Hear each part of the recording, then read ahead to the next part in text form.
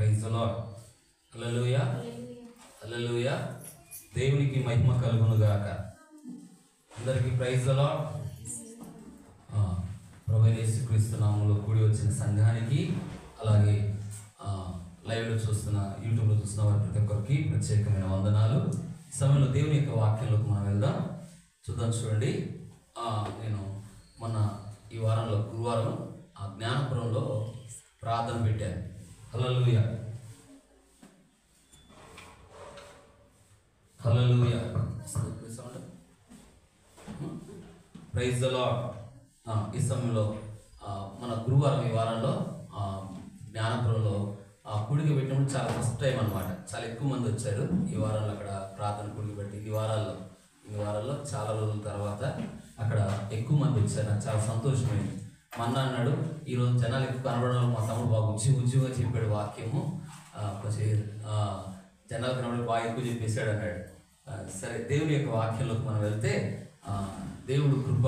ఆ రోజు నేను ఫస్ట్ టైం జ్ఞానపురంలో అంతమంది రావడం, అది దేవుడు చేసిన కార్యము. వాళ్ళందరూ ప్రతి వారం వచ్చినట్లుగా, వాళ్ళతో జనాలకు ఎక్కువ మంది వచ్చినట్లుగా ప్రార్థన చేయండి. హల్లెలూయా హల్లెలూయా. ఇంకా వాక్యంలోకి వెళ్దాం. దేవుని ప్రేమిస్తే కష్టాలు వస్తాయా? దేవుని ప్రేమించే వారికి శ్రమలు ఎదుర్కొంటారా? దేవుని ప్రేమిస్తే ఆపదలు ఎదుర్కొంటారా అని నేను ఆ ఊర్లో అడిగాను. అడిగితే వాళ్ళు ఇప్పుడే కొత్తగా వస్తున్నారు. వాళ్ళు అడిగితే ఎందుకు రావయ్యా? ఖచ్చితంగా వస్తాయి. దేవుని ప్రేమిస్తే కష్టాలు వస్తాయి, శ్రమలు వస్తాయి, ఇబ్బందులు వస్తాయి. వచ్చిన అని ఎందుకు వస్తే రావద్దు కదా నేను అంటే, వాళ్ళు అన్నారు, సైతాన్ గాడు ఉన్నాడు కదా కష్టాలు పెట్టడానికి. ఎవరున్నారంటే సాతానుడు ఉన్నాడు కదా కష్టాలు పెట్టడానికి వాళ్ళు అన్నారు. చూద్దాం. రోమపత్రిక, అపోస్తలుడైన పౌలు రోమపత్రిక 8వ అధ్యాయం 28వ వచనం మనం చూద్దాం. రోమా 8:28. దేవుని ప్రేమించే వారికి ఆయన సంకల్పము చొప్పున పిలువబడిన వారికి మేలు చేయుటకై మైక్ తీసుకోరా కొంచెం. ఇందులోకి వెళ్ళాలా అమ్మా? యూట్యూబ్లోకి వెళ్ళాలా? దేవుని ప్రేమించే వారికి ఆయన సంకల్పము చొప్పున పిలువబడిన వారికి మేలు కలుగుటకై ఎరుగుదము. మమ్మల్ని ఎంతగానో ప్రేమిస్తున్న మా ప్రియ పరలోకపు తండ్రి, వచ్చిన బిడ్డలందరి హృదయాల్లో ఈ వాక్యం పరిచయినట్లుగా మీరు కార్యం జరిగించి మీరు మాట్లాడి మహిమ పొందుకోమని యేసుక్రీస్తు నామములో అడుగుతున్నాను తండ్రి. హల్లెలూయా. దేవుని ప్రేమిస్తే ఏమొస్తాయంటే చెప్పండి. దేవుని ప్రేమించే వారికి అనగా ఏం జరుగుతుందంట? సమస్తమును సమకూడి మేలు చేస్తాడు. అంటే ఆ కీడును కూడా, రోగాలు కూడా, కష్టాలు కూడా మేలుగా మారుస్తాడు. మనకు వచ్చే శ్రమలు, దేవుని ప్రేమించినప్పుడు మొదటగా ఎదుర్కొనేది ఏంటంటే శ్రమలే. దేవుని మొదటగా ప్రేమించినప్పుడు సమస్యలు ఎదురవుతాయి, ఇబ్బందులు ఎదురవుతాయి, మనకు అన్ని వ్యతిరేకతలే. మనం అనుకునేవి జరగవు, మనం అనుకున్నట్టుగా చేయడు దేవుడు. కొన్నిసార్లు అవి మనకు వ్యతిరేకతలే ఉంటాయి, కానీ ఆ వ్యతిరేకులే దేవుడు మేలుగా మారుస్తాడు. మనం ఎదుర్కొంటున్న సమస్యలో, మనం ఎదుర్కొంటున్న పరిస్థితుల్లో ఆ వ్యతిరేకతలు, ఆ ఇబ్బందులే, ఆ కష్టాలే, ఆ సమస్యలే, ఆ శోధనలే దేవుడు మనకు మేలుగా మారుస్తాడు. అయితే ఆ సమయంలో మనకేం కావాలా? ఓర్పు. దేవుడు ఖచ్చితంగా నా పక్షంగా కార్యాలు జరిగిస్తాడనే విశ్వాసం మనకు కావాలి. హల్లెలూయా. కాబట్టి దేవుని ప్రేమించే వారికి ఎదుర్కొన్న వాళ్ళు కొంతమంది బైబిల్లో మీకు చూపిస్తాను. దేవుని ప్రేమించిన వారికి యోసేపు చూడండి, అతను చూద్దాం. ఆదికాండం 50వ అధ్యాయం 27వ వచనం మనం చూద్దాం. ఆదికాండం 50వ అధ్యాయం 20వ వచనం. 50వ అధ్యాయం 20వ వచనం చదవండి. నాకేం చేయ ఉద్దేశించారంట? కీడు చేయ ఉద్దేశించారు. నేడు దినము జరిగినట్లుగా, అనగా బహు ప్రజలను బ్రతికించినట్లుగా మేలుకే. ఏదంట? మీరు నాకేం చేయ ఉద్దేశించారు? సొంత అన్నదమ్ములు కష్టాలు పెట్టారు, శ్రమలు పెట్టారు, ఇబ్బందులు పెట్టారు, ఆపదలు కలగజేశారు, చివరికి గోతులో కూడా పడేశారు ఆయన. అంటే వారు ఏం చేయ ఉద్దేశించారంట? కీడు, వారి నష్టం, వారి దుఃఖం, వారి కన్నీళ్లు. కానీ యోసేపు దర్శనం ఏముందంటే, ఏ దర్శనము? సింహాసనం మీద ఉంటాను నేను అనే దర్శనం ఆయనకున్నది. ఆ కళలు ఆయనకున్నాయి. అంటే దేవుడు దర్శనం పొందుకున్నవాడు, దేవుని చేత కళలు పొందుకున్నవాడు కూడా ఏమొచ్చాయి? శ్రమలు వచ్చాయి. దేవుడు బాగా ప్రేమించిన వాడు, భయభక్తిగా ఉన్నవాడు, పరిశుద్ధంగా జీవించిన వాడు, దేవునికి యథార్థంగా జీవించిన వాడు, చిన్న వయసులో నుండి చనిపోయేంత వరకు కూడా చాలా భక్తి కలిగిన వాడు ఎవరంటే యోసేపు. అలాంటి యోసేపుకు ఏమొచ్చాయి చెప్పండి? శ్రమలు ఎదుర్కొన్నాడు. సొంత వారి ద్వారానే, ఇంటి వారి ద్వారానే వ్యతిరేకతలు ఎదుర్కొన్నాడు, కష్టాలు ఎదుర్కొన్నాడు. వారు ఏం చేయ ఉద్దేశించారంట? వారు కీడు చేయ ఉద్దేశించారు, వారు నష్టం చేయ ఉద్దేశించారు. అతను చావాలని కోరుకున్నారు. ఎవరు? సొంత వారే. అతను గోతులో పడేసిన కారణం ఏంటి? సొంత వారు కీడు కోరుకున్నారు, సొంత వారు నష్టం కోరుకున్నారు, సొంత వారే శ్రమలు కోరుకున్నారు. కాబట్టి అతను అంటున్నాడు, మీరు కీడు చేయ ఉద్దేశించారు, కానీ దేవుడు దాన్ని ఏం చేశాడంట? మేలు. కీడు వెనక ఏముందంట? ఈరోజు దుఃఖం అనుభవిస్తుండొచ్చు, సమస్యలు అనుభవిస్తుండొచ్చు, దాని వెనక దేవుడు నీ కొరకు మేలు దాచాడు. దేవుడిని ప్రేమించే వారికి ఏమొస్తాయంట? సమస్తము సమకూడి మేలు చేస్తాడు. ఈరోజు నువ్వు ఎదుర్కొన్న సమస్యలు నీకు దుఃఖంగా ఉంటాయి, నువ్వు ఎదుర్కొన్న పరిస్థితులు కాస్త దుఃఖంగా ఉంటాయి, కన్నీళ్లు పెడతాయి. కాస్త ఎదుర్కొన్న సమస్యల్లో ఎందుకు ఈ శ్రమ దేవుడు నాకు అనుమతించాడు? నేను బాగానే ఉన్నాను కదా, నేను భక్తిగానే ఉన్నాను కదా, నేను పరిశుద్ధంగానే ఉన్నాను కదా, నేను మంచిగానే ఉన్నాను కదా, దేవుడే నాకు ఎందుకు ఈ సమస్యలు కలగజేస్తున్నాడు, దేవుడే నాకు ఎందుకు ఈ ఇబ్బందులు కలగజేస్తున్నాడని మన జీవితంలో కొన్నిసార్లు ఎదురవుతాయి. భక్తిగా ఉన్న వారికి కూడా, పరిశుద్ధంగా ఉన్న యోసేపును మనం చూస్తున్నాం. ఆయన జీవితంలో శ్రమయే ఏం చేశాడు చెప్పండి? ఆ కీడు ఏం చేశాడు? మనుషులు కీడు చేయ ఉద్దేశించారు, మనుషులు దుఃఖాన్ని కాగా చేయ ఉద్దేశించారు, మనుషులు అతను నష్టపోవాలని కోరుకున్నారు. కానీ దేవుడు ఆ కీడుని మేలుగా మార్చాడు. హల్లెలూయా. మొదటి మాట చూస్తే 45వ అధ్యాయం చూడండి. ఆదికాండం 45వ అధ్యాయం 5వ వచనం కూడా అదే చెప్తారు. చూడండి, యోసేపు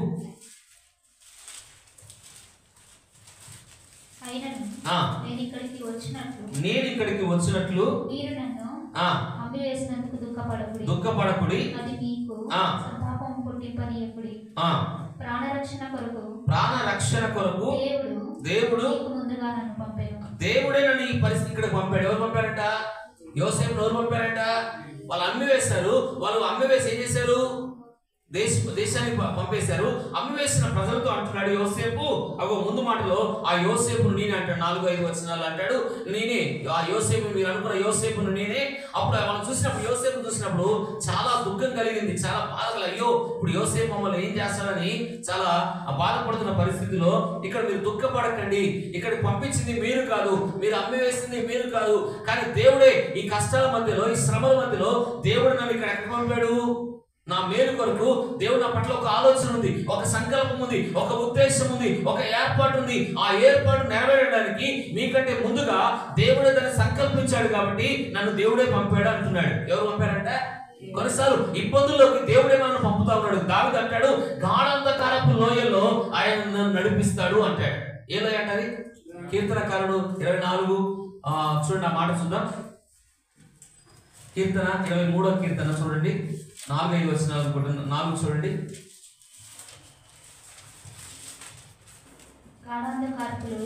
గాఢాంధకారపు లోయలో ఏ అపాయమునకు భయపడను.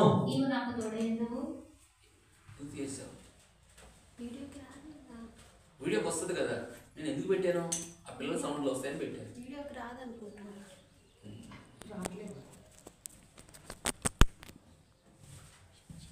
చూద్దాం దేవుని యొక్క వాక్యం. 4వ వచనం.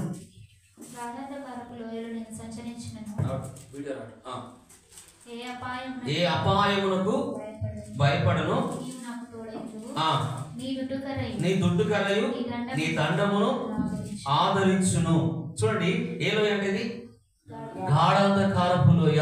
ఈ దుఃఖకరమైన లోయ. మన వారం మధ్యలో ఒక దైవజనుడు అనమాట, ఇక్కడే సిటీలో ఉంటాడు. మమ్మల్ని ఆత్మీయంగా పెంచిన సేవకుడి దగ్గర అసిస్టెంట్ పాస్టర్గా ఉండేవాడు.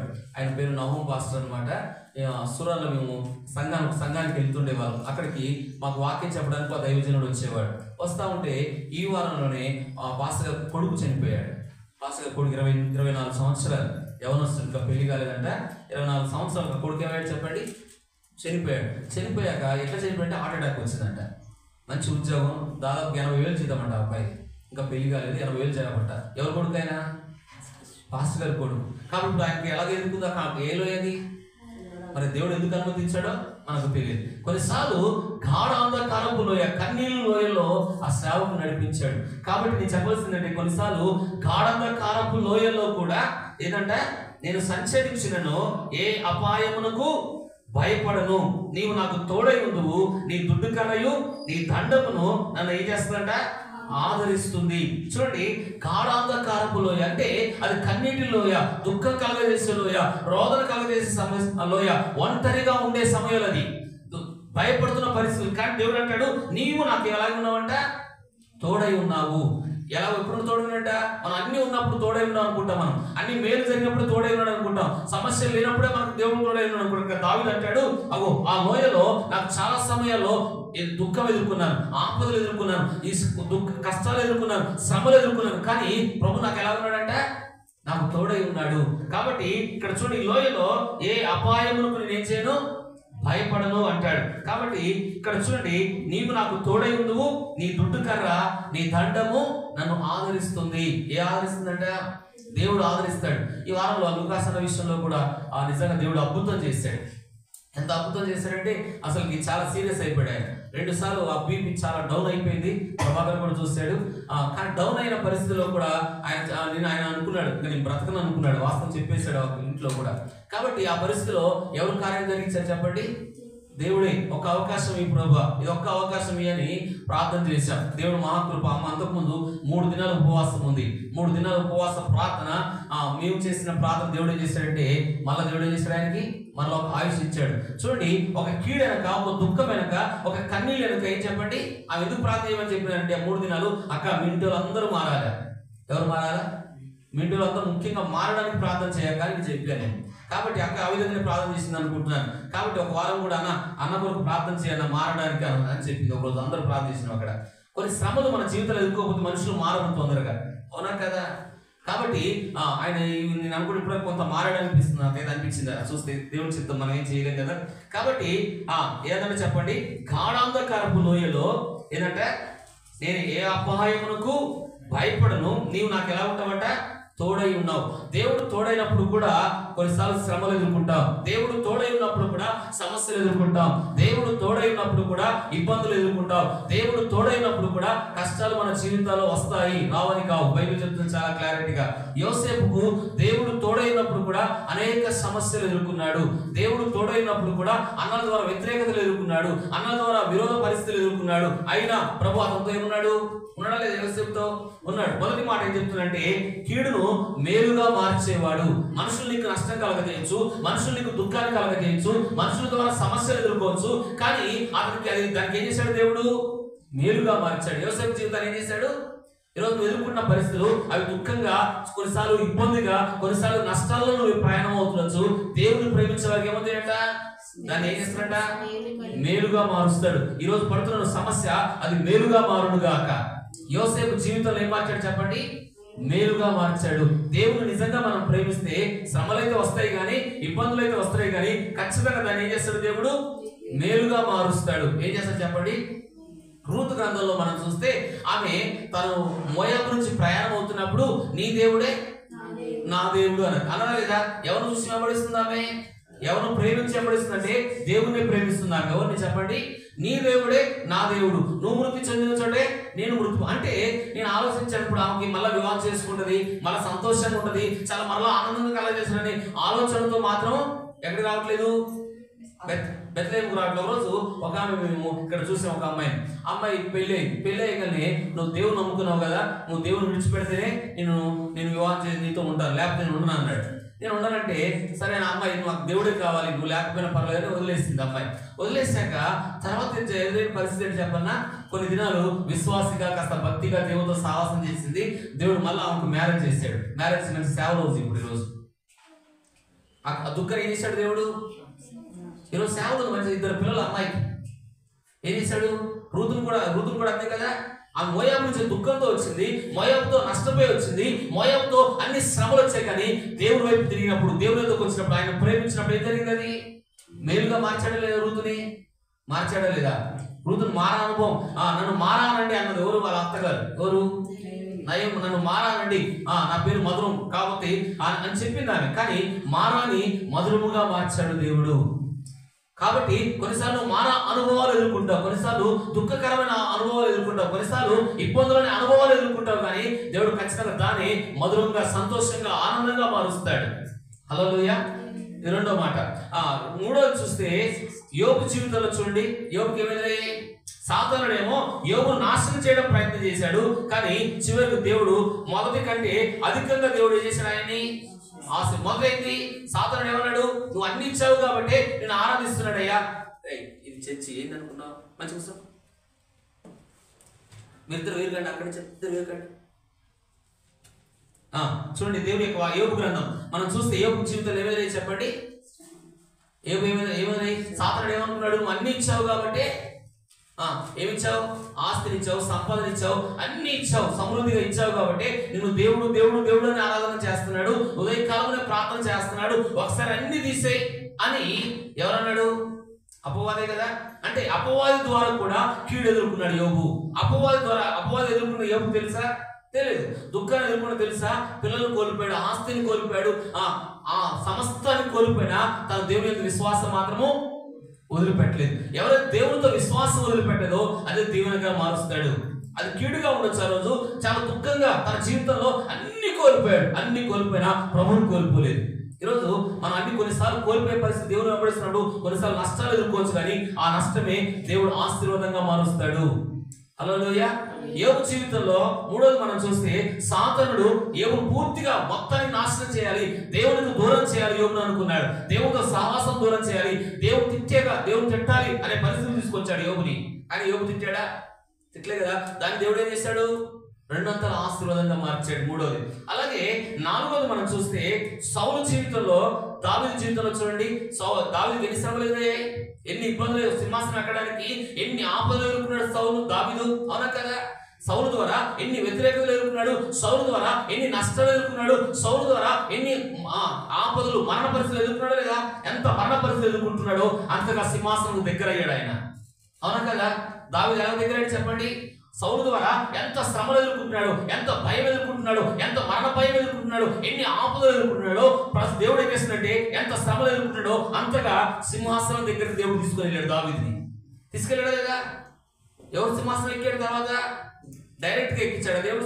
అభిషేకం ఇచ్చాకలే ఇక్కడ దాని వెనక ఎన్ని శ్రమలు ఎదుర్కొన్నాడు దావీదు, ఎన్ని ఆపదలు ఎదుర్కొన్నాడు, ఎన్ని నష్టాలు ఎదుర్కొన్నాడు. దావీదుని అన్నారు ప్రజలు, ఇగో దేవునికి సౌలుకు 1000 కొలది, దావీదుకు 10,000 కొలదన్నారు. అప్పుడు ఆయనకు అసూయ కలిగింది. కాబట్టి తర్వాత ఎదురైన పరిస్థితి చూస్తే ఖచ్చితంగా ప్రజలందరి దృష్టిలో దావీదు రాజు అవుతాడు అనుకున్నాడు. కానీ దాన్ని రాజు అవడానికి చాలా సమయం, చాలా శ్రమలు ఎదుర్కొన్నాడు, చాలా ఇబ్బందులు ఎదుర్కొన్నాడు, ఒంటరి పరిస్థితి ఎదుర్కొన్నాడు, కుటుంబానికి దూరం అయిపోయాడు, దేశానికి కూడా కొన్నిసార్లు దూరం అయిపోయి అడవిలో దాచుకున్న పరిస్థితులు ఎదుర్కొన్నాడు, చెప్పు లేక నడిచిన పరిస్థితులు కూడా ఎదుర్కొన్నాడు దావీదు.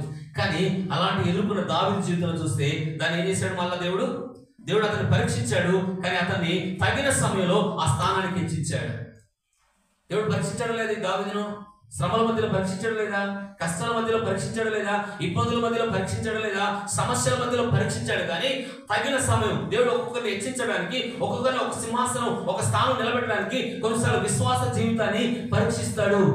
దావీదును పరీక్షించినట్లుగా నన్ను కూడా పరీక్షిస్తాడా లేదా? దావీదును పరీక్షించాడు, దాన్ని దేవుడు ఏం చేశాడు? మేలుగా మార్చాడు లేదా? దాని వెనక ఎంత శ్రమలు ఎదుర్కొన్నాడు, ఎంత ఒంటరి పరిస్థితులు ఎదుర్కొన్నాడు, ఎంత కలవరాలు ఎదుర్కొన్నాడు, ఎంత ఆందోళన, చనిపోతున్న భయాలు ఎదుర్కొన్నాడు దావీదు. అలాగే ఎదుర్కొన్న దావీదు దాని వెనక దేవుడు పరీక్షిస్తున్నాడు. దేవుడు పరీక్షిస్తున్నాగా ఆ తగిన సమయం దేవుడు ఒక సమయాన్ని హెచ్చించాడు. ఆ సమయం వరకు వెయిట్ చేశాడు. ఆ సమయం మీద ఏం చేశాడు? దేవుడు సింహాసనం మీద కూర్చోబెట్టాడు దావీదును. అతను కూడా దేవుడు ప్రేమించిన వాడా కాదా? దావీదు దేవుడు ప్రేమించిన వాడా కదా? దావీదు నా రాజా, నా దేవుడు నిన్ను ప్రేమిస్తున్నా అంటాడు దావీదు. చాలాసార్లు దావీదు ఎక్కువగా దాన్ని దేవుని ఇష్టాన్ని చేసిన వాడు దావీదు. దేవుని ఎక్కువగా ప్రేమించిన వ్యక్తికి శ్రమలు ఎదురయ్యాయా లేవా? కష్టాలు ఎదురయ్యా లేవా? యోబు జీవితంలో ఎదురైనాయి కదా, రూతు జీవితంలో కూడా ఎదురైనాయి కదా. ఎదురైనా దాన్ని మధురంగా మేలుగా మార్చాడు. హల్లెలూయా. ఇంకొక మాట కూడా చెప్తా. ఇక్కడ మన జీవితాల్లో మనం చూస్తే దానియేలును చూస్తున్నాం కదా. దానియేలు కూడా దేవుని ప్రేమించిన వాడే. అవునా కదా? ప్రేమించిన వాడా కాదా? 6వ అధ్యాయంలో మనం చూస్తే దానియేలు గ్రంథం 6వ అధ్యాయం 8వ నుంచి 6వ అధ్యాయం చూస్తే దానియేలు చుట్టుముట్టు కూడా అందరూ కూడా వ్యతిరేక మనుషులే ఉన్నారు లేదా? 6వ అధ్యాయంలో మనం చూస్తే దావీదు వ్యతిరేక మనుషులే ఉన్నారు. దావీదు అతని అభివృద్ధిని, అతని ఆశీర్వాదాన్ని ఓర్చుకొని ప్రజలే ఉన్నారు, వ్యతిరేకులే ఉన్నారు చుట్టూ. దానియేలు దేశం మీద ప్రధానమంత్రి అయినప్పుడు అప్పుడు దానియేలుకి ఎవరున్నారు? అందరూ మేలుగా ఉన్నారా? అందరు ఏ ప్రకారం చేశారు? దానియేలుని ఎలాగైనా సింహాసనం పేరు ప్రఖ్యాతులు వస్తున్నాయి, మనకంటే దానియేలు ఎక్కువ పొగుడుతున్న రాజు అనుకున్నప్పుడు దానియేలుకి ఏం తీసుకొచ్చి పెట్టారు? భయంకరమైన శ్రమలు. ఎవరు కూడా ప్రార్థన చేయొద్దు, ప్రార్థన చేసిన వాడిని సింహం బోనులో ఉన్నాయని చెప్పాడు కదా. అప్పుడు అంటే శ్రమ ఎదుర్కొనలేదు దానియేలు కూడా. దేనికి ఎదుర్కొన్నాడు? దేవుని నమ్ముకున్నందుకే కదా, ప్రార్థన చేసినందుకే కదా దానియేలుకి ఆపద వచ్చింది. దానికి ఆపద వచ్చి కేథలిక్ ఊర్లలో కొన్ని ఊర్లలో ఎటువంటి అంటే ప్రార్థనకి వెళ్తే ఎక్కడ తాగుబోతులు ఏమనరు, ఎలాగ వ్యభిచారులు ఏమనరు, అలాగే తిరుగుబోతులు ఏమనరు, ఇష్టానుసారంగా జీవించే వాళ్ళు ఏమనరు. ఈ ప్రార్థనకి వెళ్తేనే ఎక్కడ లేని నిందలేస్తారు వాళ్ళు ఊర్లలో. కానీ అలాంటి పరిస్థితుల్లో కూడా దేవుని కొరకు నిలబడిన వాళ్ళు ఉన్నారు ఈ రోజు కూడా. కాబట్టి ప్రభువుని నమ్ముకున్నాక, ప్రభువుని వెంబడించాక ప్రార్థన జీవితం కలిగిన వాడికి ఏమొచ్చాయి? మనుషుల ద్వారా వచ్చినాయి లేదా? దానికి వచ్చినాయి లేదా? దానికి శ్రమలు వచ్చినాయి. మనుషుల ద్వారా వ్యతిరేకతలు ఎదుర్కొన్నాడు, మనుషుల ద్వారా సమస్యలు ఎదుర్కొన్నాడు, మనుషుల ద్వారా ఆపదలు ఎదుర్కొన్నాడు. అయినా దానియేలు ప్రార్థన మానలేదు. మానేశాడా? దేవుడు స్తుతించడం మానేశాడా? దేవుడు సేవించడం మానేశాడా? ప్రభుతో సంబంధం వదిలేశాడా? వదిలేకపోయినా అది దేవుడు ఏం చేశాడు? దాన్ని మేలుగా మార్చాడా లేదా? మనుషుల ద్వారా కీడు అనుభవించాడు, మనుషుల ద్వారా కుట్రలు అనుభవించాడు దానియేలు. దాన్ని దేవుడు ఏం చేశాడు? మేలుగా చేసాడే లేదా? రెండో మాట. చివరిగా ఎన్నిసార్లు మన జీవితాల్లో కూడా మనం కూడా పౌలు చూస్తే ఎన్నోసార్లు ఆపదలు ఎదుర్కొన్నాడు, మనుషుల ద్వారా ఆపదలు ఎదుర్కొన్నాడు, పరిస్థితులు ప్రజల ద్వారా ఆపదలు ఎదుర్కొన్నాడు. ఒకరోజు అంట చూడండి, మొన్న ఒక మాట చెప్పాను, ప్రభు ఏమన్నాడు చూడండి. ఆ మాట మనం చదివాం కదా. తిమోతి రాసిన పత్రికలో సింహాలు నా ప్రక్కన ఉన్నాయంటాడు, చూసారా? మొదటి తిమోతి రాసిన పత్రిక మొదటిగా సరే అండి, 2వ తిమోతి రాసిన పత్రిక 4వ అధ్యాయం 16-17 అలా చూడండి. నేను మొదట సమాధానం చెప్పినప్పుడు ఎవడునూ నా పక్షమున నిలవలేదు. అందరూ నన్ను ఏం చేశారు? విడిచిపోయారు. ఇది వారికి నేరముగా ఎంచబడకుండును గాక. అయితే నా ద్వారా సువార్త పూర్ణముగా ప్రకటింపబడు నిమిత్తము దాని విను నిమిత్తము ప్రభువు నా ప్రక్క నిలిచి నన్ను బలపరచెను గనుక నేను సింహము నోటి నుండి తప్పించబడి తిని. ఎక్కడ తప్పించబడ్డా? సింహం. ఏ పరిస్థితి? అందరూ ఎవరు అంట? తను నమ్ముకున్నవారు, తను వెంబడించిన వారు, తనను ఏం చేయాలి చెప్పండి? ఎవరైనా అపొస్తలుడైన పౌలు తన సేవలో అనేక వ్యతిరేకతలు ఎదుర్కొన్నాడు, అనేక ఆపదలు ఎదుర్కొన్నాడు. ఎలా ఉన్నాడంట? అందరూ తన నమ్ముకున్నవారు, తన ఇష్టమైన వారు, తన బంధువులు, తన రక్త అందరూ చూస్తారా పౌలు గారికి ఎంత ఇష్టంగా ఉన్నారు? అందరూ కూడా ఏమైపోయారంట? వదిలేసి వెళ్ళిపోయారు. కానీ తన పక్కన ఎవరున్నారంట? మొన్న మేము ఎక్కడికంటే మీటింగ్కి వెళ్ళాం సికింద్రాబాద్కి. బీహార్ నుంచి ఒక దైవజనుడు వస్తున్నాడు అంటే వెళ్ళాం. ఆయన సేవ విధానాలు ఎట్లుంటాయి, ఆయన మనం కూడా కొన్ని నేర్చుకోవచ్చు కదా అని మేము వెళ్ళాం. ఆయన ఆ సేవకుడు చెప్పాడు, తమిళనాడు నుంచి దర్శనం కలిగి బీహార్కి వెళ్ళాడు. ప్రభా నేనైతే బీహార్కి వెళ్ళను, వాళ్ళకి ఎంతకాలం ఇద్దరిని సేవకులను పోషిస్తాను, నేను మాత్రం వెళ్ళను ప్రభు అంటే, ఖచ్చితంగా ఎవరు లేరు, నువ్వే వెళ్ళాలన్నట. 52 సంవత్సరాల క్రితం దైవజనుడిని. ఎప్పుడైతే 52 సంవత్సరాల క్రితం శ్రమ ఎదురైంది, ఆ ఇంట్లో 4 ఆడపిల్లలు పెళ్లి చేయాలంట. ప్రభా నాకు 4 ఆడపిల్లలు ఉన్నారయ్యా, వాళ్ళకి మ్యారేజ్ చేయాలా, నాకు హిందీ రాదు, వాళ్ళు చదువుకున్నాడుగా నాకు హిందీ రాదు ప్రభు. ఎన్నో సాగులు చెప్పాడంట దేవుడికి. ఎన్ని సాగులు చెప్పినా ఖచ్చితంగా ఒకరోజు దర్శనమే ప్రభు బాగా ఏడుస్తున్నాడంట. ఒకరోజు ఆ దర్శనంలో బాగా ఏడుస్తున్నప్పుడు ఆ దర్శనంలో నాకు ఎవరు లేరు, నువ్వే వెళ్ళాలా ఆ పరిచయం బీహార్కి, అలాంటి ప్రాంతానికి నువ్వే వెళ్ళాలని ప్రభు చెప్పినప్పుడు ఆ ప్రాంతానికి వెళ్ళి, చాలా కఠినమైన ప్రాంతం, హైదరాబాద్ లాంటి ప్రాంతం కాదు బీహార్, అలాంటి ప్రాంతంలో దేవుడు సేవ చేస్తున్నప్పుడు ఒక 15 నక్సలైట్ గ్రూప్ పట్టుకుందంట. ఆయన నక్సలైట్ గ్రూప్ పట్టుకుని ఒక్కడే ఉన్నాడంట. ఈ 15 మంది కూడా గన్నులు పట్టుకుని ఉన్నాడంట. ఈ మెయిన్ ఆ అధికారి కూడా A47 ఉంటుంది కదా, అది K47 మంచి చక్క కూర్చొస్తుంది మరి అట్లా అనుకున్నప్పుడు. అయితే 47 పట్టుకొని అక్కడ నిలబడుకుంటున్నాడంట. అప్పుడు చాలా బెదిరిస్తా ఉన్నాడంట, ఆయన చాలా భయపెడతా ఉన్నాడంట. చాలా నువ్వు యేసు ప్రభువును నమ్ముకున్నావు కాబట్టి చాలా ఎట్లాంటి పరిస్థితులు ఉన్నాడు, చుట్టూ ఎలా ఉన్న మనుషులు, సింహం లాంటి మనుషులు కదా, ఆపదున్న స్థలం కదా, మరణం ఎదుర్కొన్న పరిస్థితి కదా ఆయనకి. అలాంటి పరిస్థితులు ఎవరు ఆయన పక్షంగా లేరు. అప్పుడు యేసు ప్రభు గురించి సువార్త చెప్పడం మొదలుపెట్టాడు ఆయన, ఈ దైవజనుడు. ఎప్పుడైతే సువార్త ప్రకటిస్తున్నాడో ఆయన ఎవరికైతే సువార్త ప్రకటించాడో ఆ మనిషి మరి ఈరోజు యేసు ప్రభు ప్రకటిస్తున్నాడు. సింహం లాంటి మనుషుల మధ్యలో కూడా ఆ దైవజనుడు ఏం చేస్తున్నాడు? పౌలు గారు కూడా అలాంటి పరిస్థితులు ఎదుర్కొన్నాడు. ఎవరైనా పక్షంగా లేరు, ఎవరు అతనితో లేరు, కానీ దేవుడు అతనితో ఉన్నాడు. ఈరోజు మనం ఎదుర్కొన్న పరిస్థితుల్లో కీడును మేలుగా మారుస్తాడు. శ్రమలు, దుఃఖం, కన్నీళ్లు, ఏడుపు అవే మనకి ఏం మారుస్తాడు చెప్పండి? ఆనందంగా మారుస్తాడు. హల్లెలూయా. మొదటి మాట ఏం చూస్తున్నామంటే, ఆయనను ప్రేమిస్తే ఎంతమంది ఎదుర్కొన్నారు? ఇప్పుడు చెప్పాను ఎంతమంది? మొదటిగా ఎవరు చెప్పండి? యోసేపు జీవితంలో కీడును ఏం చేశాడు? మేలుగా మార్చాడు. మనుషుల ద్వారా కీడు అనుభవించాడు, మనుషుల ద్వారా దుఃఖం అనుభవించాడు, మనుషుల ద్వారా శ్రమలే ఎదుర్కొన్నాడు. అది దేవుడు ఏం చేశాడు? దాన్ని మేలుగా మార్చాడు. దేవుడే నన్ను పంపాడు అంటాడు. కొన్నిసార్లు సమస్యల మధ్యలో దేవుడే నేను తీసుకెళ్తాడేమో. నువ్వు ఆశీర్వదించబడడానికి, నువ్వు గొప్పవాడడానికి శ్రమల ద్వారా దేవుడు పరీక్షిస్తాడు. యోసేపును పరీక్షించాడు. ఆ పరీక్షలు యోసేపు నెగ్గాడు లేదా? దాన్ని ఏం చేశాడు? దేవుడు మేలుగా మార్చాడు. అలాగే ఋతు విషయంలో చూడండి, ఋతు కూడా మోయాబును వదులుతున్నప్పుడు అన్ని కోల్పోయింది. ఆస్తిని కోల్పోయింది, భర్తను కోల్పోయింది, ఒంటరి అయిపోయింది, ఎవరు ఆమెకు తోడుగా లేరు. అత్త కూడా అంటుంది, నువ్వు వెళ్ళమ్మా మీ అమ్మగారింటికి, మళ్ళీ పోయి పెళ్లి చేసుకోండి. లేదు, నీ దేవుడే నా దేవుడు అని ప్రభువుని ప్రేమించి ప్రభువును వెంబడిస్తే దేవుడు ఆమెకు ఏం చేశాడు? మేలుగా మార్చాడు లేదా? బెత్లెహేముకు వచ్చినప్పుడు, సురక్షితమైన ఇల్లు కిందకి వచ్చినప్పుడు, దేవుని ఇంటిలోకి వచ్చినప్పుడు, ఎప్పుడైతే దేవుని వెంబడిస్తుందో, దేవుని ప్రేమిస్తుందో, దేవుని ప్రజలతో సాహసం కలిగిందో, దాన్ని ఏం చేశాడు? దేవుడు దాన్ని మేలుగా మార్చాడు. మన దేవుడు కీడును మేలుగా మారుస్తాడు, దుఃఖాన్ని సంతోషంగా మారుస్తాడు. హల్లెలూయా. రెండవది. మూడవది మనం చూస్తే ఏం చూసాం చెప్పండి? యోబు జీవితంలో సాతానుడు ఆమెను నాశనం చేయడానికి, కుటుంబాన్ని నాశనం చేయడానికి, పిల్లలు, ఆస్తి సమస్తాన్ని నాశనం చేశాడు. అంత నాశనం చేసిన యోబు మాత్రం నేను ఆయన వదిలిపెట్టాడా? కానీ సాతానుడు నష్టం చేశాడు, కానీ దేవుడు దాన్ని ఎంత చేశాడు? డబల్ ఆశ్రయం తీసుకొచ్చి పెట్టాడు. కాబట్టి శ్రమలు ఎదుర్కొన్నాడు యోబు జీవితంలో. మన జీవితంలో కూడా ఎదుర్కొంటాం. దేవుడు మనతో ఉన్న, దేవుని మనం ప్రేమిస్తున్నప్పుడు, యోబు ప్రేమించిన వాడు కదా, యోబు దేవుడు అత్తుకున్నవాడు కదా, యోబు అందరికంటే ఎక్కువగా ప్రేమించిన వాడు యోబు. అది ఆయనలో పరిశుద్ధత కలిగిన వాడు. అలాంటి జీవితంలో కూడా ఏమొచ్చాయి? శ్రమలు వచ్చాయి లేదా? మూడవది. నాలుగోది మనం చూస్తే దావీదు కూడా దేవుని హృదయానుసారుడు. అవునా కదా? హృదయానుసారుడు, దేవుని ఇష్టాన్ని చేసిన వాడు, దేవుని ఇష్టాన్ని చేసిన వాడు. ఆయనకి ఏమొచ్చాయి? ఎన్నిసార్లు శ్రమలు ఎదుర్కొన్నాడు, ఎన్నిసార్లు ఆపదలు ఎదుర్కొన్నాడు, ఎన్నిసార్లు తన మామ ద్వారా మరణం ఎదుర్కొన్నాడు. ఏదైతే శ్రమ ఎదుర్కొంటున్నాడో ఆయన సింహాసనం దగ్గరగా చేసినాయి, ఆశీర్వాదానికి దగ్గరగా చేసి మన జీవితంలో కూడా శ్రమల వెనుక దేవుడు ఒక ఉద్దేశం ఉంటది, సమస్యల వెనుక దేవుడికి ఒక ఉద్దేశం ఉంటది. దేవుని యొక్క ప్రణాళికలో మనం దేవుని ప్రేమిస్తే సమస్యలు వస్తాయి, దేవుని ప్రేమిస్తే ఇబ్బందులు, కష్టాలు వస్తాయి. అయినా దాన్ని దేవుడు ఆశీర్వాదంగా మారుస్తాడు. హల్లెలూయా. మొదటి మాట. రెండో మాట మనం చూస్తే దేవుని ప్రేమిస్తే రెండో చూద్దాం చూడండి. 91వ కీర్తన 14వ వచనం, రెండో పాయింట్. ఇప్పుడు వరకు ఒకటే చెప్పాను, దేవుడు ప్రేమించిన వారికి సమస్తం మేలు జరుగుతుంది. రెండో చూడండి, 91వ కీర్తన 14వ వచనం చదవండి.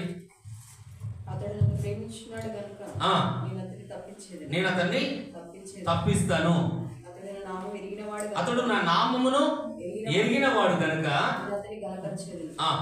ఇక్కడ చూడండి, వారు నిజంగా దేవుని ప్రేమిస్తున్నారు కాబట్టి వారి కష్టకాలంలో వారికి సహాయం చేస్తానని వాగ్దానం చేస్తున్నాడు. ఏం వాగ్దానం చేస్తానని చెప్పండి? వారు నిజంగా దేవుని ప్రేమిస్తున్నారు కాబట్టి వారి కష్టంలో ఉన్నప్పుడు వారికి సహాయం చేస్తానని ఆయనే వాగ్దానం చేస్తాను. ఎవరు వాగ్దానం చేస్తున్నాడు?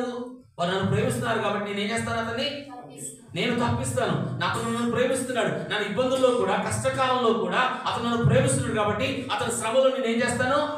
తప్పిస్తాను. అతను ఎదుర్కొన్న పరిస్థితిలో నేను తప్పిస్తాను, అతను ఎదుర్కొన్న ఇబ్బందులో నేను తప్పిస్తాను అని వాగ్దానం దేవుడే చేస్తున్నాడు. వాగ్దానం చేయడం కూడా ఆయన నమ్మకం కలిగిన వారికి కష్టాల్లో కూడా ప్రభు వారితో, వారి పక్షంగా ఉంటాడు, ప్రార్థనలు వింటాడని వాక్యం చెప్తుంది. 50వ కీర్తన చూడండి, 15వ వచనం చూడండి. 50వ కీర్తన 15వ వచనం. నీవు నన్ను గూర్చి మొరపెట్టుము, నేను నిన్ను విడిపించెదను. నేను నిన్ను విడిపించెదను. నీవు నన్ను ఏం చేస్తావు? మహిమపరుస్తావు. ఎందుకంటే ఆపత్కాలంలో నాకేం చెయ్యి? మొరపెట్టుము, నేను ఏం చేస్తాను? నమ్మకమైన విశ్వాసులందరికీ కష్ట సమయాలు వస్తాయి, కానీ దేవుడు ఏమైనా వాగ్దానం చేస్తున్నాడు?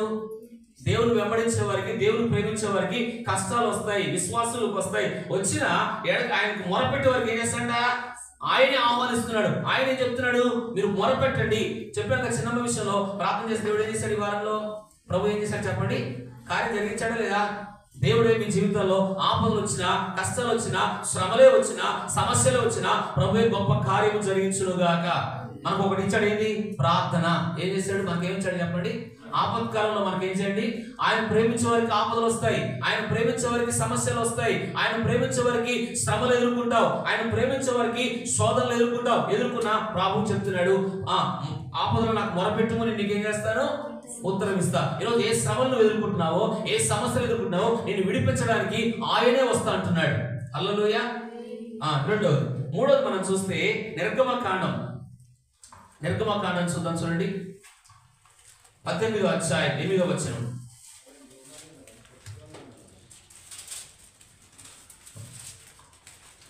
18 8వ వచనం. తరువాత మోషే ఆ యెహోవా ఇశ్రాయేలు ఫరోకును ఐగుప్తులకు చేసినదంతయు తమకు వచ్చిన కష్టాలు యావత్తును యెహోవా తమను విడిపించిన సంగతి తన మామతో వివరించి చెప్పాను. ఏం చెప్పాడట? ఏం ఎదుర్కొన్నాడట చెప్పండి. ఐగుప్తులు చేసిన దంతయు త్రోవలో తమకు వచ్చిన కష్టాలు యావత్తును దేవుడు ఏదైతే మేలు చేశాడో, దేవుడు ఏదైతే ఉపకారం చేశాడో ఐగుప్తులో ప్రజలు విడిపించడానికి ఆయా ఫరో ద్వారా ఎన్ని శ్రమలు ఎదుర్కొన్నాడు, ఫరో ద్వారా ఆపదలు ఎదుర్కొన్నాడు, ఫరో ద్వారా ఎలాంటి పరిస్థితులు ఎదుర్కొన్నాడు చెప్పన్నా. కింద అంటాడు ఇంకో దగ్గర, ఆ ఫరో చేతుల నుండి ఎవరి చేతుల్లో ఉన్నాడు చెప్పండి? ఫరో ఐగుప్తుల యొక్క చేతుల నుండి, ఫరో యొక్క చేతుల నుండి మిమ్మల్ని విడిపించి ఏంటంటే చెప్పండి రెండో మాట, విడిపిస్తాడు. ఏలాంటి పరిస్థితులు విడిపిస్తాడు? అతను నన్ను ప్రేమిస్తున్నాడు కాబట్టి నేను అతను ఏం చేస్తాను, నేను తప్పిస్తాను. అంటే రెండో మాట ఏంటంటే విడిపించే దేవుడు. ఏంటంటే చెప్పండి చూద్దాం. విడిపించేవాడు మూడో మాటలో విడిపిస్తాడు. ఎలా విడిపిస్తాడంట? ఎలా విడిపిస్తాడు చెప్పండి? ఆపదల కాలంలో ఇక్కడ చూడండి, ఐగుప్తులో వారికి వచ్చిన శ్రమలు, ఐగుప్తులో వారికి వచ్చిన ఎదుర్కొన్న పరిస్థితులు, ఐగుప్తులో ఎన్ని శ్రమలు ఫరో ద్వారా వచ్చాయి, ప్రజల ద్వారా వచ్చాయి, ఇన్ని ఎదుర్కొన్న సైన్యం అనేక వ్యతిరేకతలు వచ్చినా వాటన్నింటిలో ఎవరు విడిపించారంట? ఎవరు చెప్తున్నాడు? ఆయన ఎవరు చెప్తున్నాడు చెప్పండి? మామూలు చెప్తున్నాడు. అంటే మన జీవితంలో మనకి దేవుడు చేసిన మేలు మన బంధువులకు చెప్పాలా, మన ఇంటి వారికి చెప్పాలా, మన పొరుగు వారికి చెప్పాలా, మనకు తెలిసిన వారికి ప్రభు ఎలాగ నిన్ను విడిపించాడో, ఎలాంటి శ్రమలో నిన్ను ఆదుకున్నాడో, ఎలాంటి సమస్యల్లో నిన్ను ఆదుకున్నాడో, ఎలాంటి శోధనలో నిన్ను ఆదుకున్నాడో, ఎలాంటి కష్టాల నుంచి నిన్ను విడిపించాడో అవి మన బంధువులకు మనము నేను విడిపించిన సంగతి ఎవరు చెప్పాలా? మోసే ఎదుర్కొన్నాడు లేదా? చెప్పాడు లేదా? ఎవరికి చెప్పాడు? ఇంకోటి కూడా చూపిస్తాను చూడండి. కీర్తనకారుడు 30వ కీర్తన 18వ వచనం చూడండి. 30వ కీర్తన 18 కదమ్మా, చివరి వచనం చూడమ్మా. నీవు నా గోనెపట్ట విడిపించి సంతోష వస్త్రము నన్ను ధరింపజేస్తాము. యెహోవా నా దేవా, నిత్యము నేను నిన్ను స్తుతించెదను. నేను నిత్యము ఏంటంటే చెప్పండి? గోనెపట్ట అంటున్నాడు. 12వ వచనం 30వ కీర్తన 12వ వచనంలో చూస్తే నీవు నా గోనెపట్ట విడిపించి అనే మాట. ఈ గోనెపట్ట దేనికి సాదృశ్యం అంటే మరణ సందర్భం ఎదుర్కొన్నాడు దావీదు. ఏం ఎదుర్కొన్నాడు? ఎందుకు ఈ మాట చెప్తున్నట్టే పై వచనంలో మనం చూస్తే 3వ వచనం చదవండి. 2-3 చూస్తే యెహోవా నా దేవా నన్ను స్వస్థపరచవు, యెహోవా పాతాళంలో నుండి నా ప్రాణము లేవదీస్తివి. ఇప్పుడు 2-3 వచనాలు మనం చూస్తే అతను ఏమి ఎదుర్కొన్నాడు? భక్తుడు మరణం ఎదుర్కొన్నాడు, ఆపద ఎదుర్కొన్నాడు, చావు అనే గోతికి వెళ్ళాడు. దేవుని ప్రేమించిన వాడే దావీదు, దేవుని హత్తుకున్న వాడే మరణం ఆయన జీవితంలో ఎదురైంది. అయినా ఆ గోతులకు వెళ్ళకుండా ఆయన ఏం చేశాడంట? కాపాడు. అంటే ఈ గోనెపట్ట దేనికి సాదృశ్యం అంటే మరణ పరిస్థితులు ఎదుర్కొన్నప్పుడు వాళ్ళు ఏం చేశారు చెప్పండి? గోనెపట్ట అని అందుకంటున్నాడు. గోనెపట్ట దుఃఖానికి సాదృశ్యము, గోనెపట్ట కన్నీళ్లకు సాదృశ్యము. గోనెపట్ట దేనికి చూపిస్తుందంటే ఇంకొక చెప్తాను. గోనెపట్ట దేనికి చూపిస్తుందంటే మరణానికి సాదృశ్యం. మరణ పరిస్థితులు ఏమి కట్టుకున్నారు? గోనెపట్ట కట్టుకున్నారు, ఉపవాసం ఉన్నారు, ప్రార్థన చేశారు. అందులో కొంతమంది మీకు చూపిస్తే యాకోబు తన కొడుకు ఎవరు యోసేపు అమ్మబడినప్పుడు అమ్మబడికి ఏం చెప్తారు చెప్పాలి? అన్నదమ్ములందరూ కలిసి అయ్యా మీ తమ్ముడు నాకు కొడుకు ఏం చేసి చూడండి, ఆ మాట కొడుకు మీకు చూపిస్తాను. ఆదికాండం ఒకసారి చూడండి. ఆదికాండంలో 37వ అధ్యాయం 34 వచ్చి చూడండి. ఆదికాండం 37-34.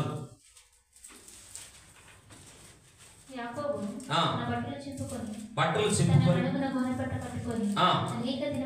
అనేక దినములను కుమారుడు నిమిత్తము అంగలార్చుచుండగా ఏంటంటే చెప్పండి? అందులో చెప్తున్నారు నీ కుమారుడు చనిపోయాడు. ఆ వస్త్రాలని ఏం తీసుకొచ్చారు? ఒక గొర్రెపిల్ల కోసి ఆ రక్తం బట్టలంతా కోసిగో బట్టలు కూడా చూపిస్తున్నారు. నీ కొడుకు ఏమైపోయాడు? సింహం తినేసింది, సింహం నాశనం చేసిందని తన తండ్రికి చెప్తున్నప్పుడు ఏం చేసినాడు? గోనెపట్ట కట్టుకొని అనేక దినాలు ఏం చేశాడంట? ఏడ్చాడు. అంటే అప్పుడు యాకోబు తెలుసా తన కొడుకు చనిపోయాడు కన్ఫర్మ్ చెప్తున్నారు. కానీ దేవుడు దాన్ని ఉంచాడా లేదా? దాచించాడా లేదా? మేలు దాచించాడా లేదా? దేవుడు కూడా బయలుపరచలేదు.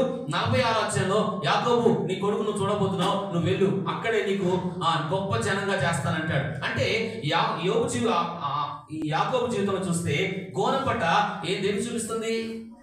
మరణం, దుఃఖం, కన్నీళ్లు, ఏడుపు, ఒంటరి పరిస్థితులు, ఎన్ని రోజులు ఏడ్చాడంట యాకోబు. ఏడ్చాడా లేదా? ఈ గోనెపట్ట ఇంకా ఏం చూపిస్తుందంటే ఉపవాసాన్ని చూపిస్తుంది. ఉపవాసం ఎస్తేరు దినాలు చూస్తే మొద్దుకై గోనెపట్ట కట్టుకుంటాడు, ఉపవాసం ఉంటాడు. ఏం చెప్పండి? గోనెపట్ట మరణ శాస్త్రాన్ని కూడా రద్దుపరిచినట్టుగా దేవుని యొక్క వాక్యం చెప్తుంది. ఎస్తేరు గ్రంథం 4వ అధ్యాయం 3వ వచనంలో మనం చూస్తే చూడండి, ఎస్తేరు గ్రంథం 4:3 వచనం 3-4 4వ అధ్యాయం 3వ వచనం. రాజు యొక్క ఆజ్ఞలు శాసనములు ఈ సంస్థానములకు వచ్చెను. అక్కడనున్న యూదులు ఉపవాసముండి మహా దుఃఖములోను ఏడుపులోను మునిగిన వారైరి. అనేకులు గోనెను బూడిదను వేసుకుని ఏం వేసుకున్నారట? గోనెను బూడిద. ఎవరట? మొద్దుకాయ ఒక్కడే కాదు, యూదులందరూ కూడా ఏం వేసుకున్నారట? ఏంటంటే మరణ శాసనం వచ్చింది ఆ దేశం మీద. మరణ శాసనం వచ్చినప్పుడు వీళ్ళందరూ కూడా ఏమంటున్నారు? గోనెపట్ట ఆ శాసనం ఏంటంటే మరణ శాసనం. ఆ పరిస్థితిలో ఎదుర్కొన్న పరిస్థితిలో ఎన్ని దినాలు ఉపవాసం ఉన్నారు చెప్పండి? 3 దినాలు. 3 దినాలు ఉపవాస ప్రార్థన. ఆ గోనెపట్ట ఆమె చెప్తే ఎవరు ఇస్తే చెప్తావయ్యా, బట్టలు కూడా పంపిస్తే ఎవరికి? వాళ్ళ బాబాయ్కి బట్టలు కూడా పంపించిన ఆయన వేసుకోడు. నా ప్రజలు దుఃఖంలో ఉన్నారు, నా ప్రజలు కన్నీళ్ళలో ఉన్నారు, నా ప్రజలు శ్రమల్లో ఉన్నారని అప్పుడు గోనెపట్ట ఏం చేస్తారు చెప్పండి? కట్టుకొని ఉపవాసం ఉండి బాగా ప్రార్థన చేస్తారు. ఎవరు? మొద్దుకై. తర్వాత ఎస్తేరు అంటది, నేను కూడా 3 రోజులు ఉంటాను, మీరందరూ కూడా ఉపవాసం ఉండండి అంటే మరణ శాస్త్రాన్ని కూడా రద్దుపరిచింది ఈ గోనెపట్ట. హల్లెలూయా. గోనెపట్ట దేనికి చూపిస్తుందంటే దుఃఖం చూపిస్తుంది. అంటే దేవుని ప్రేమించిన వారి జీవితంలో, దేవునికి భక్తిగా జీవించిన వారి జీవితంలో యూదులందరూ కూడా ఒక్క దినమునే చనిపోతారనుకున్న శాస్త్రం వచ్చాక వీళ్ళందరూ కూడా ఏమున్నారు చెప్పండి? ఉపవాసం ఉన్నారు, కన్నీరు కాచ. అంటే దేవుని వెంబడించే వారికి ఏమెదురవుతాయి? మరణ పరిస్థితులు కూడా ఎదురుతాయి, శ్రమలు కూడా ఎదురుతాయి, సమస్యలు కూడా ఎదురవుతాయి, ఆపదలు కూడా ఎదురవుతాయి. ఏదైనా ఏమున్నారు? చెప్పాను కదా 3 రోజులు ఉపవాసం ఉంటాయి. చిన్న విషయంలో దేవుడు అన్నది ఏమన్నా తెలుసా? చిన్నవి ఏమన్నా తెలుసా? అన్న 3 రోజులు ఉపవాసం ఉంటే నాకు ఎందుకు కష్టం వచ్చింది అన్న. అది 3 రోజులు ఉపవాసం ఉన్నా కదా, నా భర్తకి ఎందుకు శ్రమ వచ్చింది అన్నట్టుగా మాట్లాడింది మొన్నటి దినం. కానీ దేవుడు ఆ 3 దినాలు ఉపవాస ప్రార్థన ఏం చేశాడు? ఆయన బ్రతికిచ్చాడు. చావుకి ఏమాత్రం బ్రతికే అవకాశాలు లేవు, కానీ దేవుడు ఏం చేశాడు? దాన్ని 3 దినాలు ఆశీర్వాదం మేలు చేశాడా లేదా? అంటే 3 దినాలు మేలు ఏం చేస్తుంది? రోగం నుండి, ఆపద నుండి, చనిపోయే పరిస్థితులు కూడా బ్రతికించే శక్తి 3 దినాల ఉపవాస ప్రార్థన ఉంది అక్క. అందుకే 3 దినాలు ముందుగానే దేవుడిని ఉంచాడేమో అక్క అన్న. నేను ఎందుకు వచ్చాడు? 3 దినాలు ఇలాంటి ఆపద ఎదురవుతుంది మనకు తెలియదు, అలాంటి శ్రమ ఎదురవుతుంది వాళ్ళ ఆయనకు తెలియదు నాకు, కానీ 3 దినాలు దేవుడు అందుకే ఉంచాడేమో. 3 దినాలు ఉండడం వల్ల నీకు ఏమైంది? ఇప్పుడు బ్రతకి మేలు జరిగింది. చేశాడా లేదు దేవుడు? ఈ వారం జరిగిందని మరణ పరిస్థితులు వచ్చే దేవుడు గొప్ప విడుదల చేశాడు. అంటే 3 దినాల ఉపవాస ప్రార్థన ఎలాంటి శ్రమలో ఉన్న వారిని కూడా విడిపించే శక్తి దేవుని కార్యాలు జరుగుతాయి. హల్లెలూయా. అలాగే చూస్తే ఎవరు? నినివే దిన ప్రజలు కూడా ఏం కట్టుకున్నారు?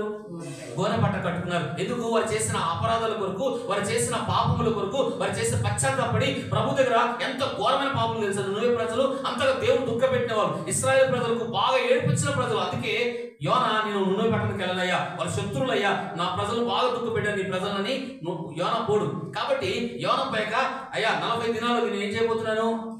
నేను నాశనం చేయబోతున్నాను. దేవుడు చెప్పినప్పుడు అందరూ ఏమైపోయారు చెప్పండి? పశ్చాత్తాపడ్డారు, కన్నీరు కార్చారు. రాజులు మొదలుకొని, అధికారులు మొదలుకొని, చిన్నపిల్లలు మొదలుకొని, పశువులు మొదలుకొని అన్ని కూడా ఏమైపోయిన 3 దినాలు ఉపవాస ప్రార్థన గోనెపట్టను విడిపిస్తుంది. మరణ శాస్త్రాన్ని కూడా దేవుడు చేశాడు.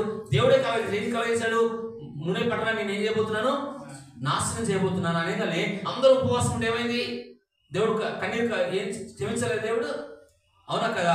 మన జీవితంలో కొన్నిసార్లు మనం చేసిన అపరాధాల విషయంలో దేవుడు దుఃఖ పెడితే, దేవుడు బాధ పెడితే, ఆ 3 దినాల ఉపవాస ప్రార్థనలో ఎంత చెడ్డమని కూడా క్షమించి మరలా బ్రతికిస్తాడు దేవుడు, మరలా కార్యాలు జరిగిస్తాడు. నువ్వే ప్రజల విషయంలో 3 దినాలు అయితే జరిగిందా లేదా?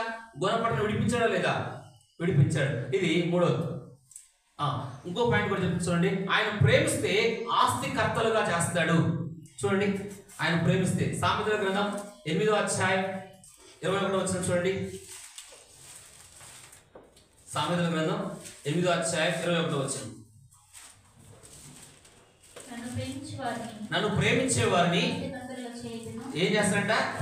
ఆస్తికి కర్తలుగా. ఆయన ప్రేమిస్తే ఏం జరిగిందంట? ఆస్తికి కర్తలుగా చేస్తాడు. ఎవరు చేశాడు ఆస్తి కర్తలుగా? చూస్తే మనం దేవుని యొక్క లేఖన భాగంలో ఆదికాండం 13వ అధ్యాయానికి ఒకసారి రండి. ఆయన వెంబడిస్తుంటే, ఆయన ఎదుర్కొన్నప్పుడు యోబు జీవితం, అబ్రహాము జీవితంలో కరువు ఎదురైంది. కరువు ఎదురయ్యాక ఆయన వెంబడిస్తున్నప్పుడు వచ్చింది ఆ కరువు కూడా అబ్రాహాంకి. అప్పుడు ఐగుప్తుకి వెళ్తాడు. ఐగుప్తు నుంచి మళ్ళీ రిటర్న్ అయినప్పుడు ఆస్తితో వస్తాడు. చూడండి 13వ అధ్యాయం 2వ వచనం మనం చూద్దాం. అబ్రాహాము వెండి బంగారము పశువులు కలిగి బహు ధనవంతుడై ఉండెను.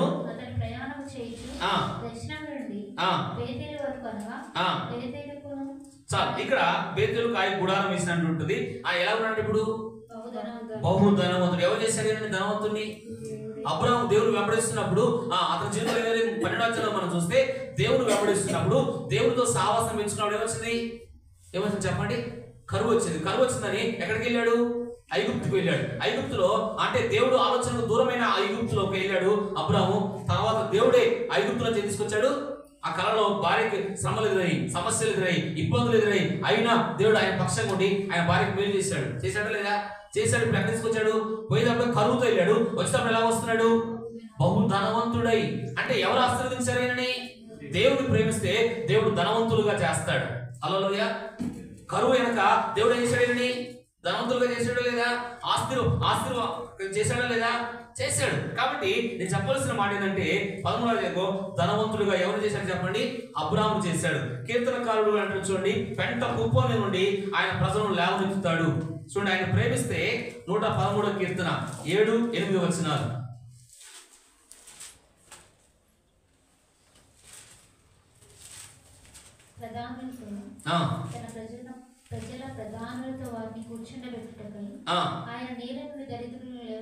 నేల నుండి ఎక్కడి నుంచి లేవనెత్తుతాడ?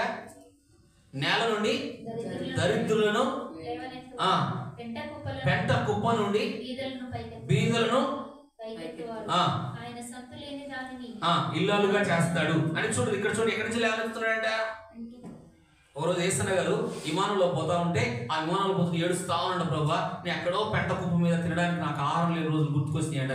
ఆయన దుఃఖపడిన దినాలు గుర్తుకొచ్చినాయంట. ఆయన తినడానికి ఆహారం లేని పరిస్థితులు, ఆ పెంట కుప్ప మీద ఇస్త్రాలు తిన్న ఆహారం అని కూడా ఒకరోజు విమానం ఎక్కినప్పుడు, ప్రభా నా స్థాయి ఏంటి, నేను ఎక్కడున్నాను, ఎక్కడ తీసుకొచ్చి కూర్చోబెట్టావు నన్ను అని బాగా ఏడ్చాడు యేసన్న గారు ఆ విమానంలో వెళ్తున్నప్పుడు. ప్రపంచాన్ని తిప్పాడు కదా ఆయన, పెంట కుప్పను తీసుకొచ్చి ప్రపంచాన్ని తిప్పాడు కదా దేవుడు. అంటే చూడండి, ఆయన ప్రేమిస్తే, ఆయన వెతికితే, యేసన్న వెంబడించడం ఆయనకి ఏమి లేదు, కానీ దేవుడు వెంబడించడం ద్వారా ప్రపంచానికి వాడుకున్నాడు ఆయన దైవజనుడిని. అంటే దేవుని ఎవరైతే ప్రేమిస్తారో పెంట కుప్పం నుండి ఎక్కడి నుంచి చెప్పండి?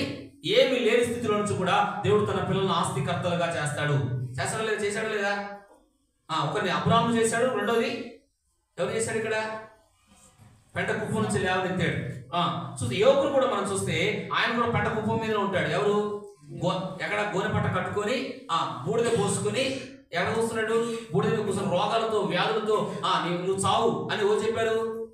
భార్య చెప్పింది. చెప్పినప్పుడు నువ్వు చావు, ఎందుకు బతుకున్నావు కానీ భార్య దూషిస్తా ఉంటే దేవుని వల్ల మనం మేలు పొందుకుంటామా, కీడు కూడా అనుభవించమా అని అంటాడు యోగు. అంటప్పుడు దేవుడు చూడండి అక్కడ కూర్చున్నాడు ఆయన పెంట కుప్ప మీదనే. యోగు కూడా పెంట కుప్ప మీద ఉన్నాడు. పెంట కుప్ప నుండి 200 ఆశీర్వాదం తీసుకొచ్చాడా లేదా దేవుడు? యోగు జీవితంలో చేశాడు. అంటే ఆయన ప్రేమించే వరకు ఎన్ని వచ్చినాయా లేవా? వచ్చాయి. మూడోది. నాలుగోది మనం చూస్తే ఆయన ప్రేమిస్తే ఆయన ప్రజలతో సహవాసం చేస్తాడు. చూడండి, యోహాను పత్రిక, యోహాను సువార్త 14:23. ఆయన ప్రేమిస్తే 14:23 చూడండి. యోహాను సువార్త 14:23. నా మాట గైకొనును ప్రేమించును, వాని యొద్దకు వచ్చి వానితో నేను ఏం చేస్తాను? నివాసం. అంటే నాలుగో మాట ఏం చూస్తున్నామంటే ఆయన ప్రేమిస్తే, ఆయన ఆజ్ఞలు గైకుంటే, ఆయన మాట చెప్పినట్టు ఆయన లోబడితే మనకి ఏం చేస్తాడంట? ఎవరితో సహవాసం చేస్తాడంట? ఆయన ప్రజలతో, ఆయన కుటుంబంతో చేస్తాడు లేదా? ఆయన ఏ ఇంటికైతే వస్తాడో ఆ ఇంట్లో శ్రమలు తొలగిపోతాయి. ఆయన నివాసం చేస్తే, లోతు ఇంటికి ఆయన వస్తే ఏమైంది? మేలు కలిగిందా లేదా? గత వారం చెప్పాను, లోతు ఇంటికి వస్తే ఏమైంది? మేలు కలిగింది. ఆపద నుంచి తప్పించబడ్డాడు, శ్రమల నుంచి తప్పించబడ్డాడు. దేవుడు ఏ ఇంట్లోకి వచ్చినా ఆ ఇంట్లో అసాధ్యమైన కార్యాలు జరిగాయి లేదా? జరిగాయి. అయ్యా ఒక్కసారి నా ఇంటికి రా అంటాడు. ఎవరు? పేతురు ఇంటికి వస్తారు. వాళ్ళ అత్త జ్వరంతో ఉంటే అత్త ఇంట్లోకి పోయినప్పుడు ఏమైంది? జ్వరంతో ఉన్నది, ఇంకా రోగంతో ఉన్నప్పుడు దేవుడు కార్యం చేశాడు లేదా? కాబట్టి ఎవరైతే ఆయనతో నివాసంగా ఉంటారో, ఎవరైతే ఆయన్ని ఒక ఇల్లుగా మార్చుకుంటారో, ఏ ఇంట్లోకి ఆయన ఆహ్వానిస్తారో వారి జీవితాలు సంతోషం కలిగింది. కాబట్టి మనం ఇంట్లో ఆయన నివాసం ఉండాలి వద్దా? ఆయన సావాసం ఉండాలి వద్దా? ఆయన ప్రేమిస్తే ఆయన సావాసం మనకు కూడా ఉండాలి. 4వది. 5వది మనం చూస్తే ఆయన ప్రేమిస్తే కాపాడబడతాం. చూద్దాం. కీర్తన 145వ కీర్తన 20వ వచనం. 145వ కీర్తన 20వ వచనం. 45వ కీర్తన 20వ వచనం. యెహోవా తనను ప్రేమించే వారందరినీ కాపాడును. అయితే భక్తిహీనులందరినీ ఆయన నాశనం చేయను. చూడండి, యెహోవా ఏం చేస్తాడంటే చెప్పండి, ప్రేమించే వారందరినీ కూడా ఏం చేస్తాడంట, ఎలాంటి ఆపదలు ఎదుర్కొంటామో, ఎలాంటి శ్రమలు ఎదుర్కొంటే ఏం చేస్తాం. మన ఒక బైబిల్ స్టడీలో ఇప్పుడు చెప్పాను. ఏం చెప్పారంటే, ఒకరోజు ఒక బస్సులో ప్రయాణం చేస్తా ఉన్నాడు. బస్సులో ప్రయాణం చేస్తా ఉంటే ఆ ప్రయాణంలో కొంతమంది వెళ్ళేది కాబట్టి చెప్తున్నారు. ఆ బస్సులో ప్రయాణం చేస్తా ఉంటే ముందు కూర్చున్నాడంట. ఎవరు? దేవుని నమ్ముకున్న ఆయన. ముందు కూర్చుంటే ఆ ప్రయాణం వెళ్తున్నప్పుడు ముందు మార్గంలో కొంత దూరం వెళ్ళాగానే ఆయన జరిగింది ఏంటంటే, ఒక ఆయన రాజకీయ లీడర్ వచ్చి లేపాడంట. అయ్యా నువ్వు వెనక్కి కూర్చో, నేను ముందు కూర్చుంటాను. లేదు లేదు నేను ముందు వచ్చి కూర్చున్నాను, నేను వెనక్కి వెళ్ళాను అన్నాడంట. నేను వెనక్కి వెళ్ళాలంటే ఆయన అన్నాడంట, లేదయ్యా నేను ముందు వచ్చి కూర్చున్నానంటే కండక్టర్ వచ్చి చెప్తున్నా ఆయన లేవట్లేడంట. ఎవరు? కండక్టర్ నువ్వు ఇక్కడే కూర్చొని చెప్తున్నట్ట. ఎందుకంటే ముందు కూర్చున్నాడు కాబట్టి. తర్వాత రాజకీయ ఖచ్చితంగా నేను ఇక్కడే కూర్చుంటా అంటున్నాడంట. ఇలాంటి పరిస్థితులు లోపల ఒక మనసు చెప్తుందంట, నువ్వు వెనక్కి వెళ్ళు. దేవుడు ఆత్మ చెప్తుంది లోపల, నువ్వు వెనక్కి వెళ్ళు అని చెప్తున్నట్ట. ఒకసారి చెప్పాడు, రెండుసార్లు చెప్పగలే, మూడోసారి చెప్పగలనే అలాగా దేవుడు ఆత్మ చెప్తుంది కాబట్టి లోబడి వెనక్కి వెళ్ళాడట. అలా కొంచెం మార్గంలో వెళ్తామనే యాక్సిడెంట్ జరిగింది. ఆ మనిషి చచ్చిపోయాడు ముందున్న ఆయన. అంటే దేవుడు తన పిల్లల్ని ఎలా కాపాడా లేదా? కాపాడా లేదా? ఆయన ప్రేమిస్తే మరణం ఆయన ముందుంది, ఆపద ఆయన ముందుంది. ముందున్న వారు చనిపోయారు, కానీ వెనకున్న ఆయన బతికాడు. హల్లెలూయ.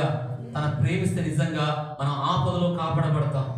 మరణ పంచులు మన ముందు ఎదుర్కొన్న, అపాయకరమైన పరిస్థితులు ఎదుర్కొన్న తన పిల్లలు తను కాపాడుకుంటాడు. వాక్యం చెప్తుంది. హల్లెలూయ. ఇంకోటి, ఆయన ప్రేమిస్తే మన పాపాలు క్షమిస్తాడు. చూడండి ఆ మాట కూడా. లూకాసు సువార్త చివరి మాట ఇదే. లూకాసు సువార్త 7:47 చదవండి.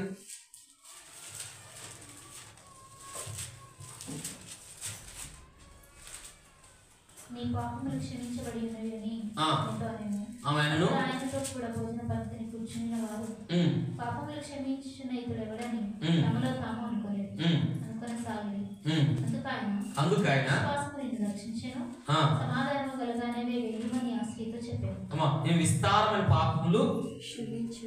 చూడమ్మా 38 చదువురా. ఎక్కువగా ప్రేమించింది. ఆమె విస్తారముగా ప్రేమించెను గనుక. ఎన్నో వచనం అది? 47 వచనం. ఆమె విస్తారముగా ప్రేమించెను గనుక ఆమె విస్తారం యొక్క పాపములు క్షమించబడినని. అంటే దేవుని ఎక్కువగా ఎవరైతే ప్రేమిస్తారో ఈమె చాలా పాపాత్మురాలు. అవునా కదా? ఈమె చాలా పాపాత్మురాలు. ఆ ఊర్లో కూడా చాలా చెడ్డ పేరు ఉంది ఈమెకి. అయినా యేసయ్యను ప్రేమించి ఎవరి దగ్గరికి వచ్చింది? ఒక ఇంటికి యేసయ్య ఆ ఇంట్లో ఉన్నాడంటే ఆ ఇంట్లోకి వచ్చి ఆయన దగ్గర బాగా ఏడుస్తుంటది. ఆయన పాదాల దగ్గర బాగా దుఃఖపడి కన్నీరు కారుస్తుంటది, అంగలారుస్తుంటది. కానీ ఎంతగా ఏడ్చి పశ్చాత్తాపడిందో ప్రభు అందరూ అంటున్నా ఏమంటున్నాడు? ఇంటి ఆయన ఏమంటాడు? ఈవెన్ ఎందుకు పిలిచావు అని ఒక విరోధంగా మాట్లాడతాడు, ఆ ఇంట్లో వ్యతిరేకంగా మాట్లాడతాడు. కానీ ప్రభు అంటాడు ఆమె నన్ను ఎక్కువగా ప్రేమించింది కాబట్టి ఆ విస్తారమైన పాపాలు కూడా. అంటే యేసయ్యను ప్రేమిస్తే ఎంత చెడ్డ పాపంలో ఉన్న వ్యక్తిని కూడా ఆయన క్షమిస్తాడు. ఇవన్నీ ఆయన ప్రేమించడం ద్వారా ముగిస్తాను. మొదటగా ఆయన ప్రేమిస్తే ఏం జరిగింది చెప్పండి? దేవుని ప్రేమించే వారికి సమస్యలు మేలు నుండి కీడును మేలుగా మారుస్తారు. అంటే కీడు ఎదుర్కొంటారు, ఆపదలు ఎదుర్కొంటారు, సమస్యలు ఎదుర్కొంటారు, ఇరుకులు ఎదుర్కొంటారు, ఇబ్బందులు ఎదుర్కొంటారు, అవసరమైతే రోగాలు, మరణకరమైన రోగాలు కూడా ఎదుర్కొన్నారు బైబిల్లో మనం చూస్తే. అయినా తన పిల్లలకు అది మేలుగా మార్చాడు. హల్లెలూయా. మొదటగా యోసేపును మనం చూసాం. సమస్తం ఆయనకి ఏం చేశాడు? మేలుగా మార్చాడు. ఏది? తన ఎదుర్కొన్న కష్టాలు, తన అన్నదమ్ముల ద్వారా ఎదుర్కొన్న ఆపదలు, తన అన్నదమ్ములు ఎదుర్కొన్న సమస్యలు, తన అన్న ద్వారా ఎదుర్కొన్న ఆ ఇబ్బందులన్నీ కూడా దేవుడు ఏం చేశాడు? మేలుగా మార్చాడు. మార్చాడు లేదా? మేలుగా మార్చాడు. అలాగే కీడును మేలుగా మార్చాడు. రెండవ చూస్తే ఇంకొకరు చెప్పండి. రూతును ఏం చేశాడు? దేవుని ప్రేమించడం ద్వారా, దేవుని వెంబడించడం ద్వారా భర్తను కోల్పోయింది, అన్ని కోల్పోయి వెంబడిస్తే మళ్ళీ భర్తనిచ్చాడు, అన్ని సమృద్ధిగా ఇచ్చాడు. మేలుగా మార్చాడు లేదా? ఆమె కూడా సాక్ష్యం కూడా చెప్పాను. మూడోది మనం చూస్తే యోబు జీవితంలో కూడా సాతానుడు నష్టం చేశాడు, కానీ దాన్ని దేవుడు ఏం చేశాడు? ఆశీర్వాదంగా మార్చాడు. అలాగే దానియేలు కూడా మనుషుల ద్వారా ఏం ఎదుర్కొన్నాడు? శ్రమలు ఎదుర్కొన్నాడు. ఉద్యోగులు ఏం ఎదుర్కొన్నాడు? తన ఉన్న ఊర్లో, తన ఉన్న ప్రాంతంలో ప్రార్థన చేసినందుకు ఆపద ఎదుర్కొన్నాడు. తన చుట్టూ వ్యతిరేక మనుషులు ఉన్నారు, సింహం లాంటి మింగే మనుషులు ఉన్నప్పుడు కూడా దేవుని విడిచిపెట్టాడా? ప్రార్థన వదిలేశాడా? దేవునితో సహవాసం వదిలేశాడా? దేవుని స్తుతించడం మానేశాడా? ప్రార్థన 3 రోజుకి ఎన్నిసార్లు చేశాడు? 3 సార్లు చేశాడు. ఈ నెక్స్ట్ నెల ఒక ఆయన తీసుకొస్తాను. సిమ్లా నుంచి ఒక అతను ఇక్కడి నుంచి వెళ్ళాడు. ఎక్కడ? సిమ్లా. ఇతను ఈ బ్రదరు మేమందరం ఒక చర్చిలో సంజీవ్ పాస్టర్ గారు ఉన్నారు కదా, ఆ చర్చికి ఈ బ్రదర్ వచ్చేవాడు. అలాగే అతను కూడా శ్రీకాంత్ అని ఒక అబ్బాయి వచ్చాడు. గుర్తుందో లేదా మీకు? మొన్న వచ్చాడు అనమాట. రేపు వచ్చే నెల ఫస్ట్ వీక్లో తీసుకొద్దామని ఆలోచనలు ఉన్నాను. సరే, అతను ఎదుర్కొన్న సమస్యలు మనం చెప్పాడు. అక్కడ ఎదుర్కొన్నాక ఎన్ని ఇబ్బందులు ఎదుర్కొన్నాడు, ఎన్ని ఆపదలు ఎదుర్కొన్నాడు, ఎన్ని సమస్యలు ఎదుర్కొన్నాడు. ఒక ఊరు మనం సాక్షి చెప్పాడు. నాకు బాగా అనిపించింది. ఒక ఊరు వారంట, ఆ ఊరిలో చాలా వ్యతిరేకతలు వచ్చినాయంట. ఆ ఊరిలో ఒక కుటుంబం ప్రభు నమ్మిందంట. అక్కడ దేవుని ఎక్కువ వెంబడించారు. ఎదుర్కొన్న ఆ కుటుంబంలో ఆ ఊరు వారందరూ చాలా వ్యతిరేకతలు వచ్చినాయంట. ఆ ఊరు వారు, మీరు ప్రార్థన చేస్తే మా దేవత భయపడిపోతుంది, మీరు ప్రార్థన చేయడం మానేసి ఇక్కడ అమ్ముకొని మీరు వెళ్ళిపోండి అన్నారట. ఆ ఊరు ఏమైపోయిందంటే, వాళ్ళ దేవత ఏమైందంటే భయపడిందంట, వెళ్ళిపోమంటున్నారు అని ఆ ఊళ్ళందరూ కూడా ఆ ఇంటి వారు ప్రార్థన చేస్తే ఆ ఊరు దేవతకి ఏమైందంట భయం వచ్చేసిందట. భయం వచ్చాక మీరు ఏం చేయండి, ప్రార్థన ఆపేశారట. లేకపోతే ఇక్కడ స్థలం చేయొద్దని చాలా ఇబ్బందులు పెట్టారట. ఆ ఊరు ఎంత ఇబ్బంది పెట్టారు, అంత ఇబ్బందులు పెట్టగానే వీళ్ళు ప్రార్థన మానేశారు. చాలా దినాలు ప్రార్థన మానేశాక అప్పుడు ఈ శ్రీకాంత్ అనే అబ్బాయి ఆ ప్రాంతానికి వెళ్ళాడంట. అక్కడికి వెళ్ళాక చెప్పాడంటే ఇట్లా జరిగింది అంటే మళ్ళీ ప్రార్థన స్టార్ట్ చేశాడు శ్రీకాంత్ ఇలా ఆ కుటుంబానికి. అంటే అలాంటి పరిస్థితులు కూడా ప్రార్థనకి ఏం చేస్తారు ఊరు ద్వారా. దానిలో కూడా అలాంటి వ్యతిరేకతలు ఎదుర్కొన్నాడు, అలాంటి ఇబ్బందులు ఎదుర్కొన్నాడు, అలాంటి సమస్యలు ఎదుర్కొన్నాడు. కానీ అలాంటి పరిస్థితుల్లో ప్రార్థన ఆపలేదు, దేవునితో సహవాసము ఆపలేదు. రెండో మాట మనం చూస్తే, ఆయన వెంబడించే వారికి, ఆయన ప్రేమిస్తే ఏం చెప్పండి, ఆయన విడిపిస్తాడు.